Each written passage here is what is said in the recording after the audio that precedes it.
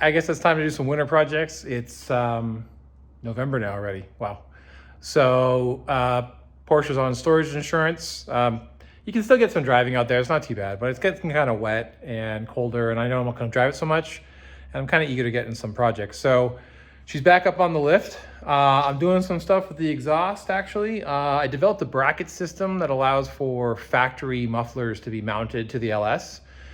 And what I did with that is, I'll do a whole nother video on it. But what I did with that is I have a 3D model for an LS I use.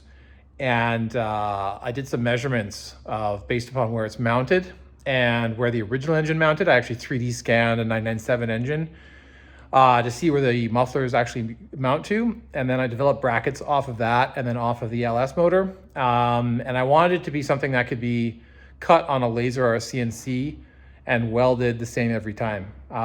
So that's what I did. Initial test fits work awesome. So I'm gonna go forward and make my first set out of steel, probably stainless, and yeah, get those in there. So that's what I'm working on now. But what this video is all about is my car only had 53,000 kilometers. So that's what, 34,000 miles, 32,000 miles, something like that. So really low miles, but the mufflers look like absolute dog water, as my kids say. So I wanted to make them look better. I also can't weld to crap that looks like that. So if I'm gonna cut it, I'm actually probably gonna do a bolt on. Regardless, it looks like crap, so I need to clean it up. I did find a way to make them look pretty good with not too much effort. So I'm gonna show you that process. And then the full after process, I'll show you in my exhaust fab video where I'm showing how I'm doing all the brackets and stuff. But anyways, this is a really just quick video on that one. So I'm gonna shut up now, I'm gonna show you. So let's cut to that. All right, so this is what I was talking about. You can see the mufflers look like they're garbage. They're all stainless steel. So this is what's kind of funny because it looks like an exhaust system that's just a mild steel system with how much stuff's on there, but you know, with temperature and road grime and everything else, I mean, they get kind of nasty pretty quick. So you'll see this on motorcycles and everything else. You can also get discolorization just from the heat, but given that these are up in the rear wheel wells, they get smacked with everything. So I'm not too surprised. As a side note, if you can see it, you can see all the black stuff that's in here. As it's, I noted in earlier videos, the engine completely exploded. So this was an early sign of bore scoring by how much carbon was on there. Anyways, let's get to the point of this. I do want to clean these all up and make them look nice. They're not going to look show quality. I mean, cleaning your mufflers is probably one of those things like, are you seriously going to clean your mufflers? Maybe you're that picky that you want to do it. Maybe you're doing like I am. You're doing an LS swap and you just want to like brighten it up a little bit because you're using stock mufflers. I don't know. But anyways, let's show you how it gets done. So, pretty simple actually. I'm wearing gloves. Funny side note, my dad was a mechanic, so he's old school hot rodder from the 70s and stuff. And they always had this thing that if you wore gloves, you're a bit of a wuss. But I don't think he has any feeling left in his hands, so take that for what you will. I think when I do this, it feels like nails on a chalkboard if I'm not wearing gloves. That's just me, whatever. I recommend you wear them because you're dealing with chemicals and all this grime, and I would not want to get that in my hands constantly, but do what you want, I don't care. So, pretty simple. Red Scotch-Brite pad is what you use. You can see I've used it a little bit here, but red ones work good. You can actually get a super polish out of them if you go down to green and go even to white at the end. You are going to need a bit of a rag to clean stuff off.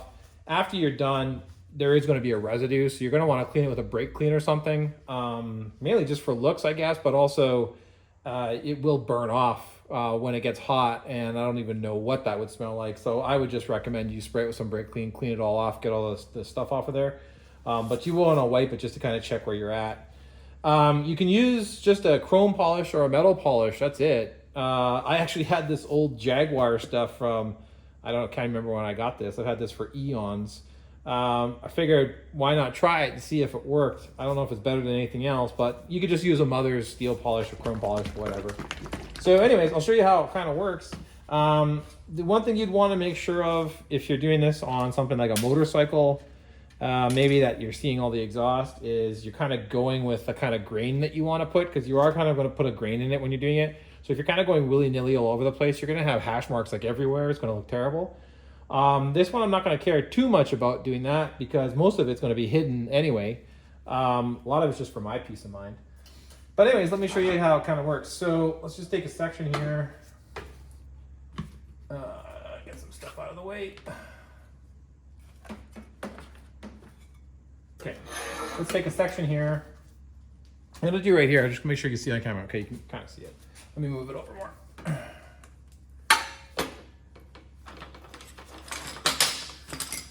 Setting up a new fab table. So, yeah. There you go, you can see that a bit better. Okay, you can kind of see it's got discolorization, and it's got some grime on it. So, shake up whatever you're using. This one's a little bit watery because, I don't know, it's old. So you just kind of glue it on there and just go to town on it. And I'm not going to speed this up. I'm just going to do it real time so you can see how much work it takes or not. Like I said before, I'm not really caring too much about my directions or my hashes because this isn't really going to be seen much, if at all. So it's kind of one of those weird Steve Jobs things, I guess. I guess from my own personal knowledge, I know the inside looks really nice. But if you're picky like that, you know. But a big part of it for me is that I'm going to be welding potentially to these. But also at the end of the day, I just want it nice to be nice and shiny when I'm done under there, instead of all old and nasty. So again, these are stainless steel, so this isn't really corrosion. It's just gunk that's just accumulated and grown on there from heat and driving. So what was that, 2 minutes? I mean, that's a pretty big difference. Now, like I said, you can go with the green Scotch Brite pad as well, and then the white one is like the super fine one. If you want to get this to like a polish, you could really spend some time doing it. I'm sure there's probably a mechanical way you could do this too if you wanted to. But I don't know. It's winter time, so the car's not going to get back on the road now for 6 months. So I guess I got the time. Might as well do something. All right, so let's just get in here. Man, lots of gunk in that little corner. I mean, I think you guys get the idea. If you were to drop off here, I would not be shocked, but yeah, I mean, that's pretty much about it. I don't have one that's fully finished yet. Just figured I'd get this up. I haven't posted in a while.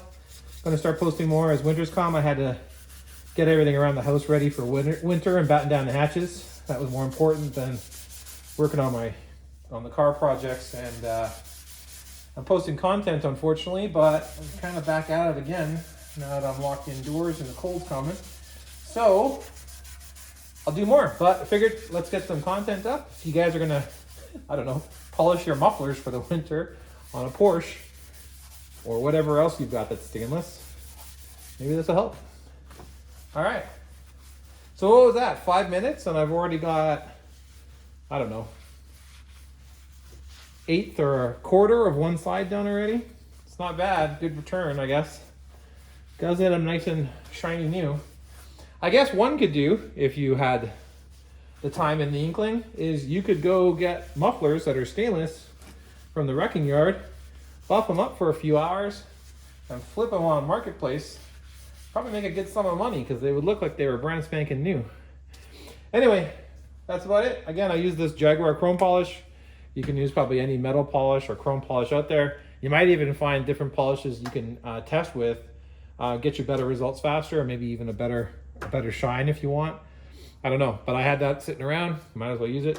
So that's what we got. Anyways, thanks for checking it out, and good luck polishing your mufflers.